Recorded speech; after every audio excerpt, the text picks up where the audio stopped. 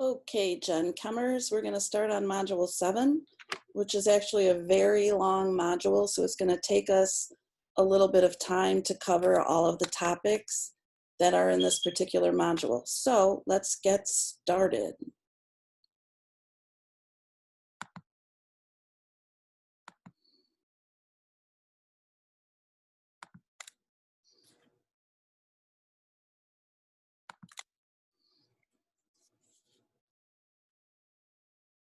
Okay, in this module, we're talking about the chemistry of solutions. So let's review what a solution is. If I take table salt and I mix it with water, it seems to disappear and become a liquid.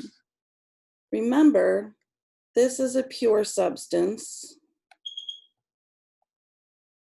NaCl, and water is a pure substance, H2O. And what I form is a mixture which happens to be homogeneous. The salt is still there, as you can tell from the taste or simply boiling away the water, but I have a uniform composition, and that uniform composition has indistinguishable barriers to the components of the mixtures, right? So it looks like water. It won't taste like water because there's salt in there. Obviously, don't taste most solutions because it could be much different than salt. And I can separate the two pure substances by physical means, such as boiling away the water. So when I have homogeneous mixtures, they are also referred to as solutions.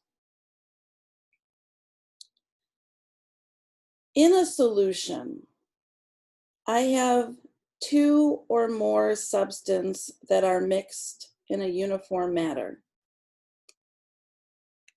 There has to be a solvent present, and this is the component of the solution that is present in the greatest amount.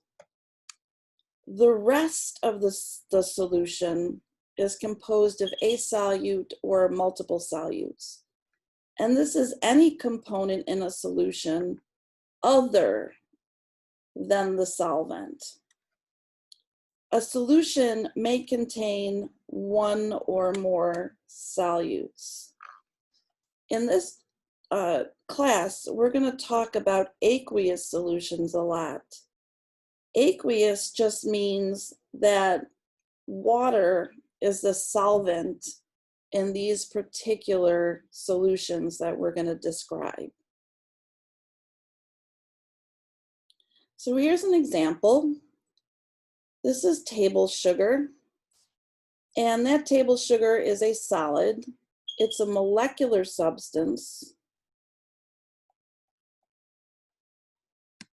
I think it's C6H12O6. That is actually a molecular substance. It's not ionic. It is polar, and it will dissolve in water. Here's our sugar in its solid form.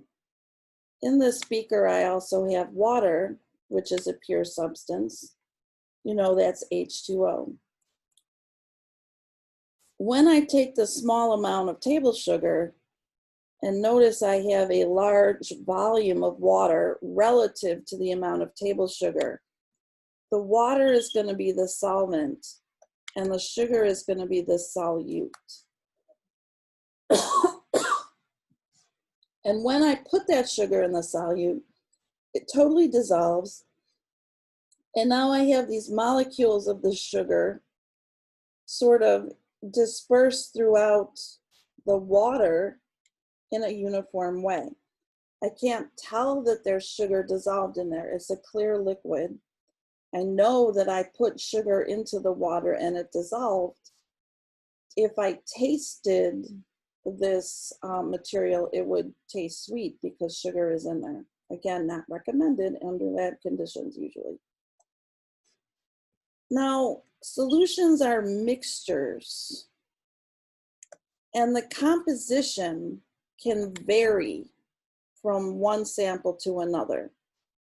I can have a lot of sugar and a little, less water, or I could have a smaller amount of sugar and more water, right? Pure substances have that constant composition that we've discussed before. An example of this variable composition is if I take salt water from various seas or lakes and I analyze them, what I'm going to find is that various samples are going to have various amounts of salt, which means their concentration is going to vary.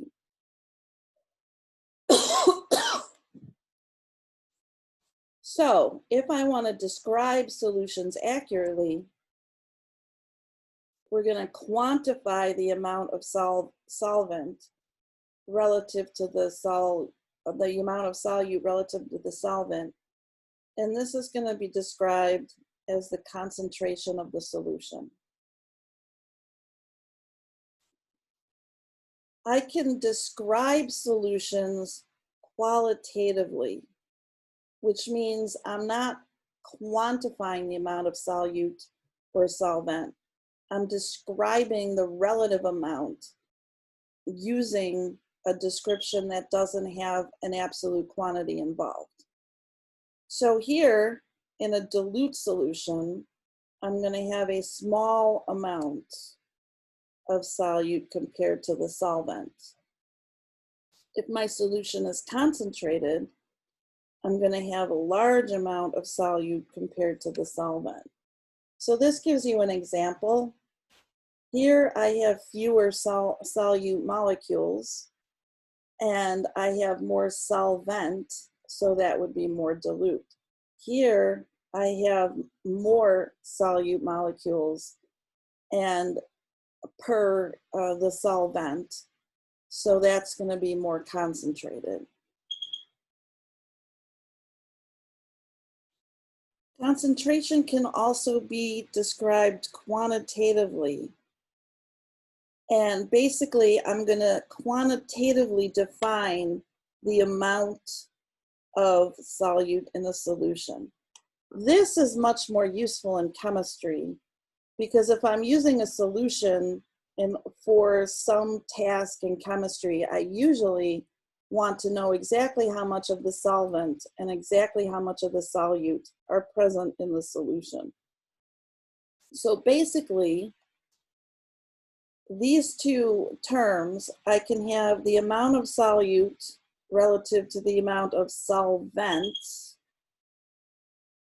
or I can look at quantitating the amount of solute to the amount of solution. The solution is actually based on the amount of solute plus the amount of solvent.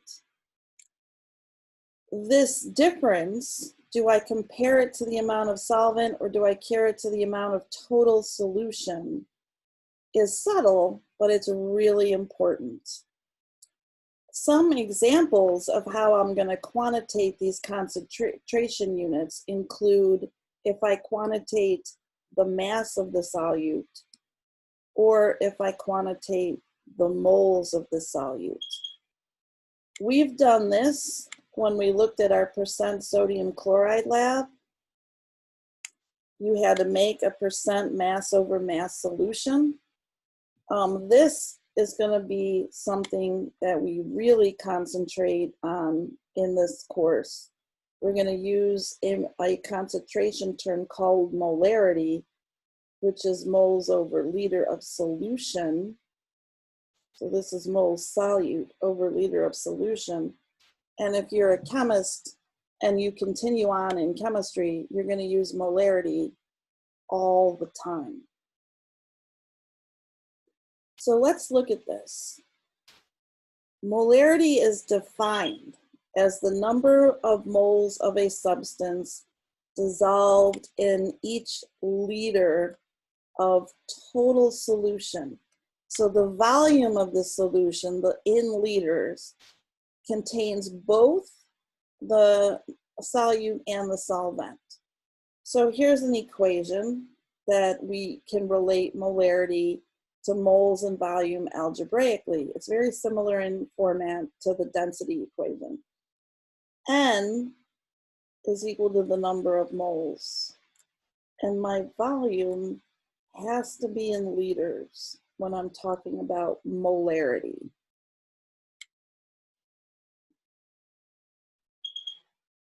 This is another rearrangement of that general equation. If I have M equals moles over volume, obviously I can solve for the N. And this is giving me an equation where I can solve for the moles of the solute if I know the volume of the sample and the molarity of the sample. So this is a really important equation that we're going to see later when we focus on solution stoichiometry, because anytime I can calculate moles of a particular substance, I can bring my favorite chemistry topic back into the table, which is stoichiometry. Now, a couple more relationships. The way I calculate moles is I take the mass of the substance and divide by the molar mass of that substance.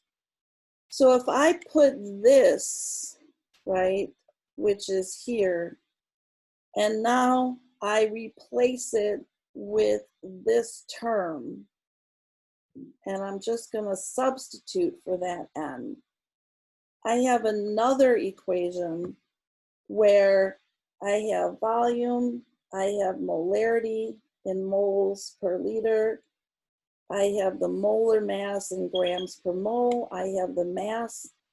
This is also another valid algebraic equation based on molarity that I can figure out the molar mass if I have these other parameters. I can do a lot of different calculations with this molarity equation if you understand how all of these different parameters are related in other ways that we've talked about throughout the class. So I could actually solve for the mass of a solute by using this equation and then rearranging. If I know the volume in liters, the molarity in moles per liter, and the molar mass in grams per mole. If I look at that, my liters cancel, my moles cancel, I'm in grams. And this gives me a dimensional analysis that shows me that this setup is perfectly fine because grams is equal to grams. So again, what I did was I recognized that there's another relationship between moles and molar mass and the mass of the substance that I'm discussing. And I can plug that in for a value in my molarity equation. And I have another set of equations that allow me to now calculate other parameters using the molarity equation. These equations are useful when I need to calculate the mass of a solute that's necessary to prepare a solution if I want a desired volume and molarity. Many times in environmental and biological systems, solute concentrations are less than 1 molar.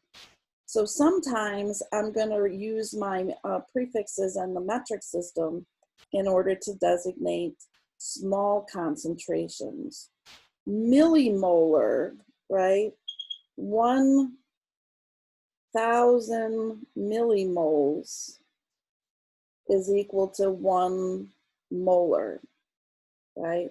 That's millimolar. 10 to the 6th micromolar is equal to 1 molar. Again, you can use it this way, or you can use it with the larger values.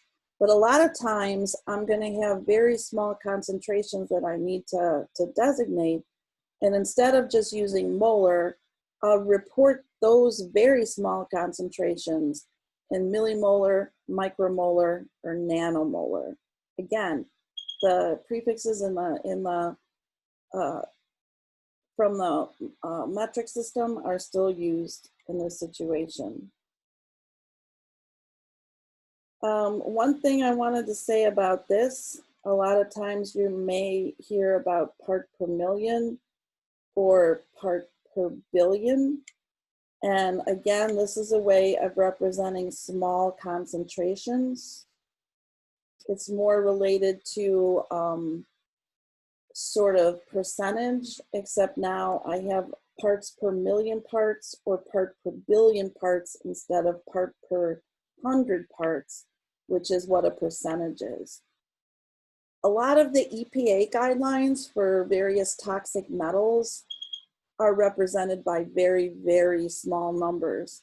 So you might look up the allowed amount of lead in water, in drinking water, and find out that that's in either a part per million or a part per billion concentration. So these small terms are very useful in many circumstances in real life.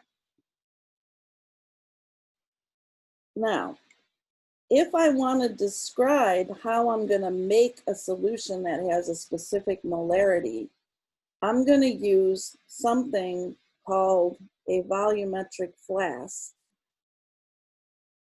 This is actually a piece of glassware that was designed for preparing solutions. If I have an amount of moles of solute that I need to add, I'm going to measure that out on a balance and then transfer it with weigh paper into my volumetric flask. Now, this volume, here it's a 250 milliliter flask.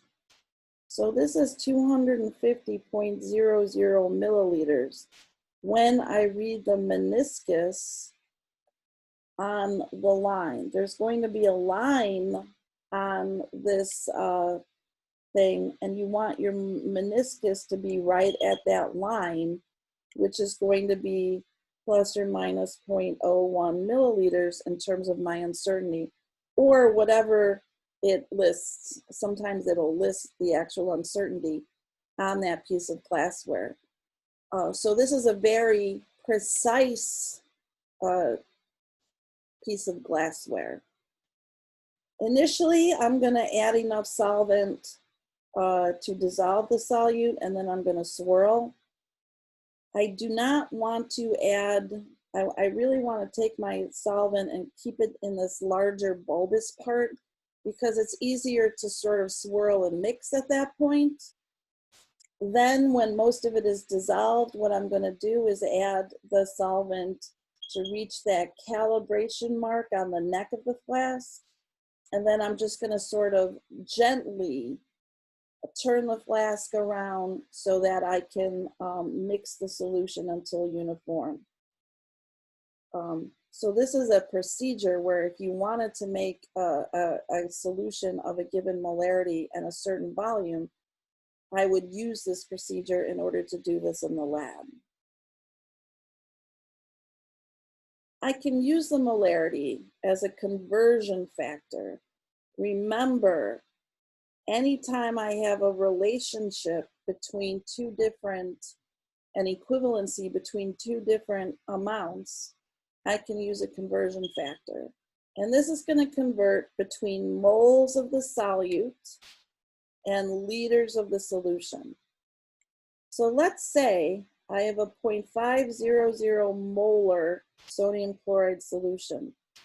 What that means is I have 0.500 moles of NaCl for every 1 liter of solution. That's my equivalence statement. So I can use these conversion factors. Remember, I always get 2 conversion factors from that equivalency statement. This one is if I have liters and I want to convert to moles. And then this one is used if I have moles and I want to convert to liters.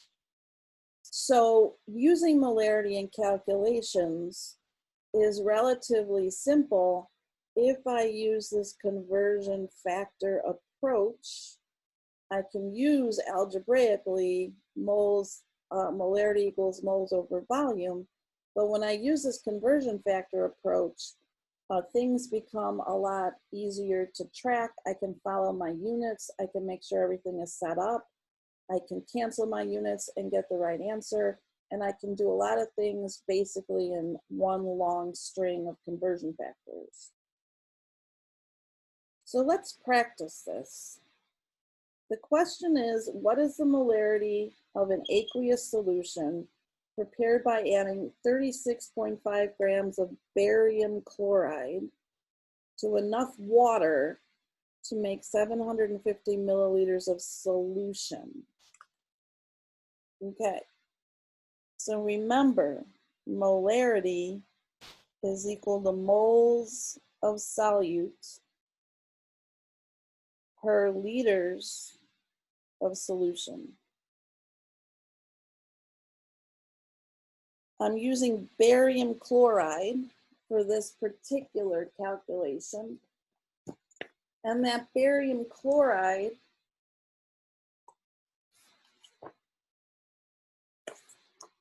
is what I have to use as my solute. So what I want to do is figure out the moles in barium chloride. The first thing I need to do, though, is figure out what the formula of barium chloride is. Remember, nomenclature. Barium is a 2+ ion because it's in group 2A off the periodic table. It is representative, so it only forms 2+. And then chloride is Cl-. So when I put those together, the formula for barium chloride is BaCl2. So I have 36.5 grams of BaCl2. What I want to figure out is how many moles are in that amount. So I'm going to use the molar mass of barium chloride as a conversion factor. For every 1 mole of BaCl2, how many grams of BaCl2 do I have? So barium is 137.328.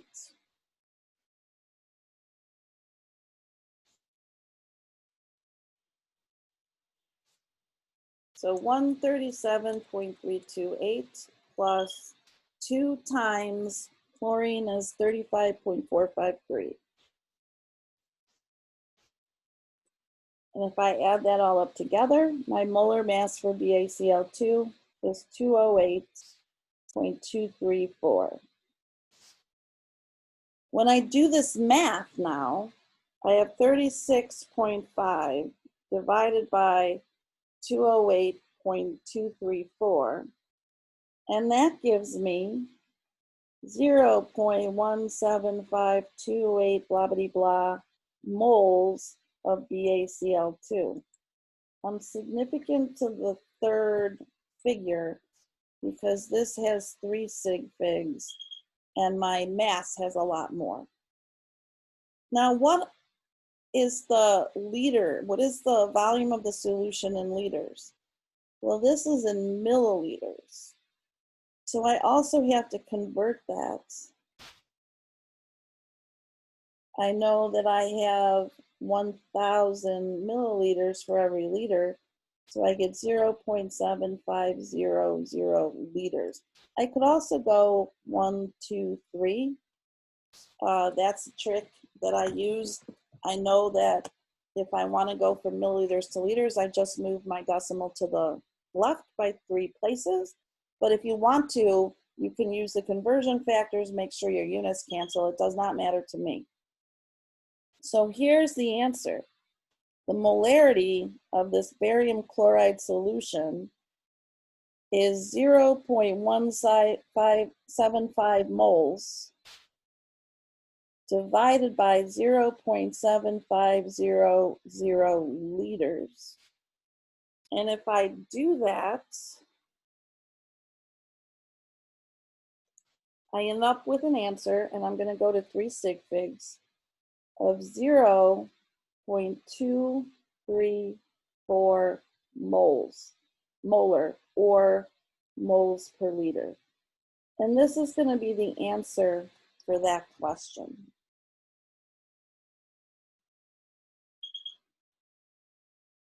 Here's another question. How many moles of sodium chloride are contained in 100 milliliter of a 0.20 molar solution of sodium chloride? Well, remember, molarity equals moles over volume, or molarity times the volume in liters is equal to the number of moles.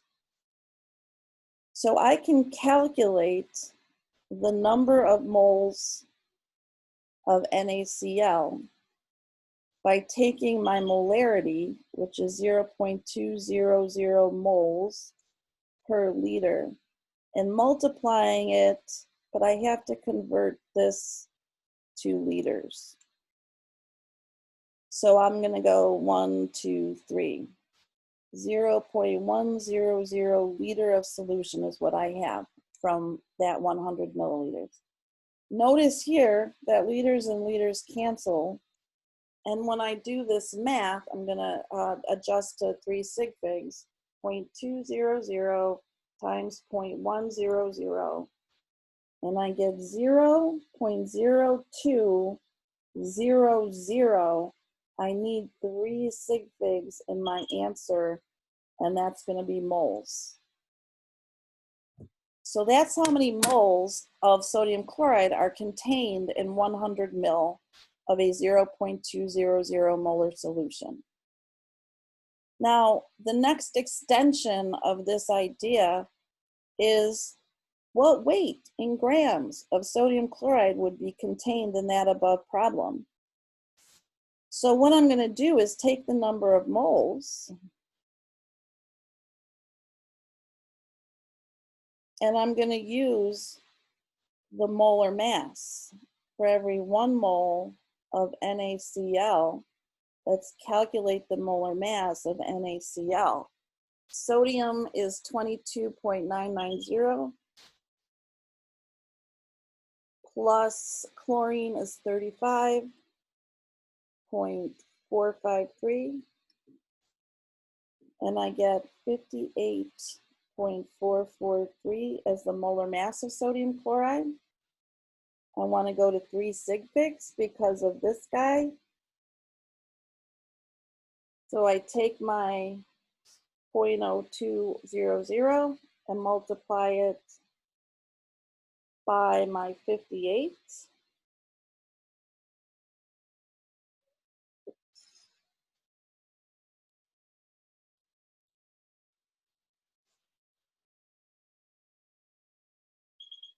And I end up with 1.17 grams of NaCl in this sample. So I can use this equation to figure out the moles, and then when I have moles, I'm just going to use the molar mass to figure out the grams. Here's another example. How many grams of aluminum nitrate are required to make 500 mils of a 0.0525 molar aqueous solution? Well, again, I'm looking at aluminum nitrate. I know aluminum forms a +3 ion and nitrate is NO3 minus. So the correct formula using nomenclature rules is going to be AlNO3 3. I'm going to need the molar mass of this.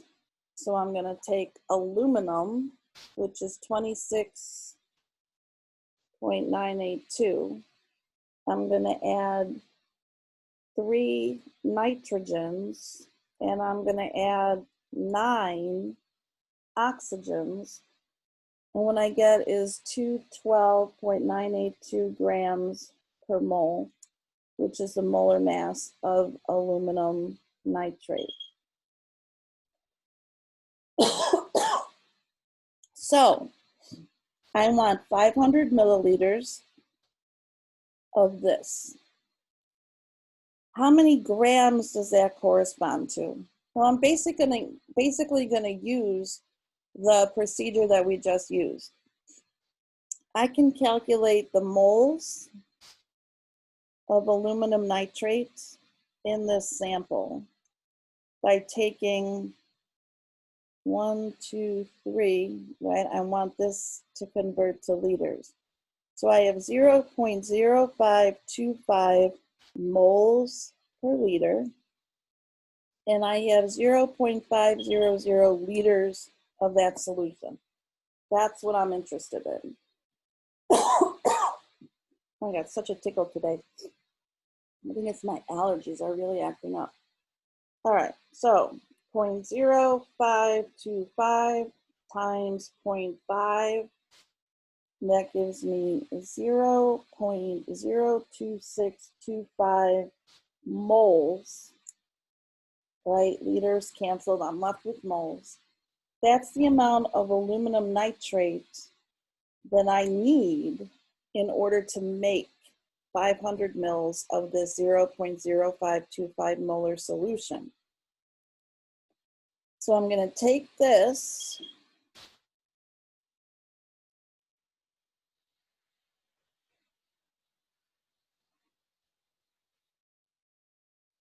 and I'm going to use the molar mass that I just calculated for every 1 mole of aluminum nitrate. I have 212.982 grams of aluminum nitrate. And when I do that math,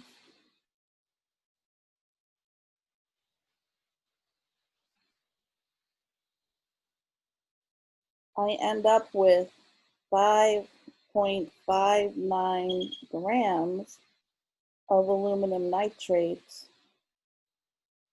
that I need to use in order to make the solution.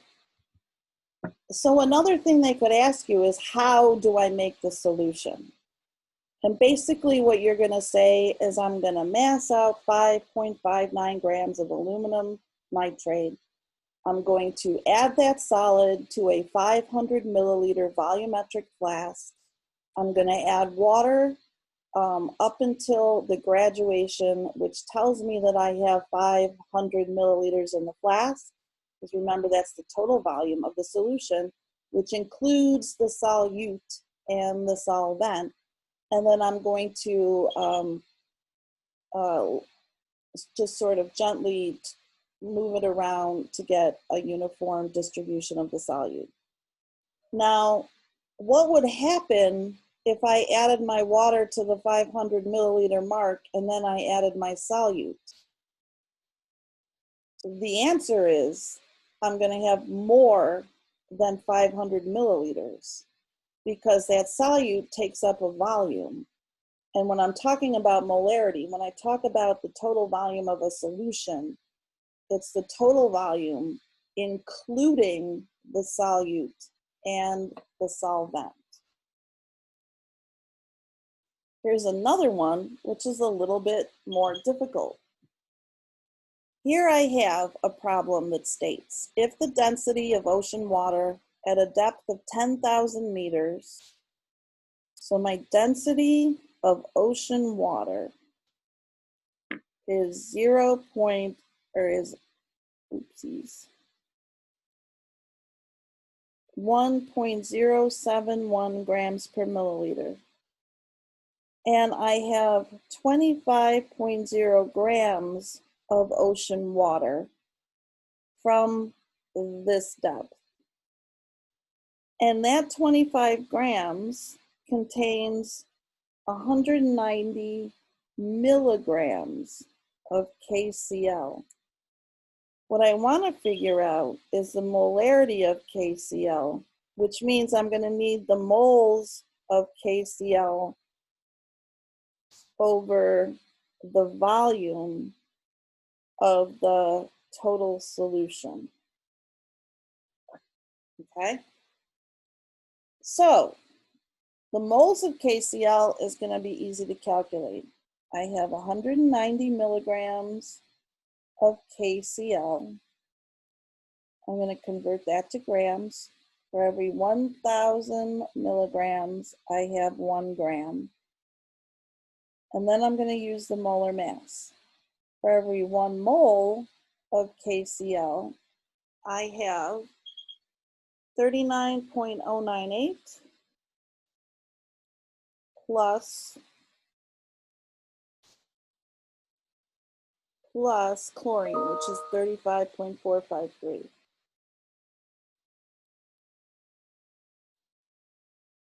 That gives me a molar mass of 74.551 grams of KCl. So if I do this, 190 divided by 1,000 gives me 0.190 divided by 74.551, and I get 0.002549 moles of KCl. I could also write that as 2.549 times 10 to the minus third moles, if you wanted to. In any event, that's what goes here. So how do I figure out the volume of the solution? I have a density which relates mass to volume, and I have a mass of the ocean water that contains the KCl. So I have 25.0 grams of the ocean water. And if I use density as a conversion factor, for every 1 milliliter of ocean water, I have 1.071 grams of ocean water, which means 25 divided by 1.071, that gives me 23.34 milliliters of ocean water. Well, this has to be in liters. So I'm going to go 1, 2, 3. So my volume is 0.02334 liters. I could also do that with a conversion factor. I'm going to take 23.34. I'm going to divide that by 1,000, and that gives me the same answer. So now this is the mole, and this is the volume of the total solution. So to calculate the molarity, I'm going to take 0.002549 mole divided by 0.02334 liter. And what I get is